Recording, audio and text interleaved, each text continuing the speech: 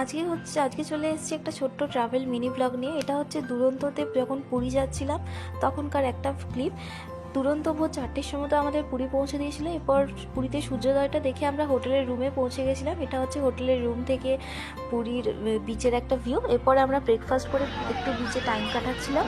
এখানে পুকু আর ওর বন্ধু কি সুন্দর দেখো স্লেট আর বাকেট নিয়ে খেলা করছে।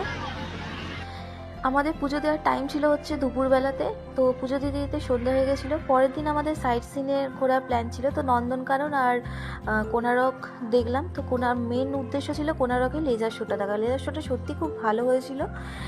এরপরে হচ্ছে আমাদের কলকাতা ফেরার পালা। এটা হচ্ছে পরের দিনের ক্লিপ।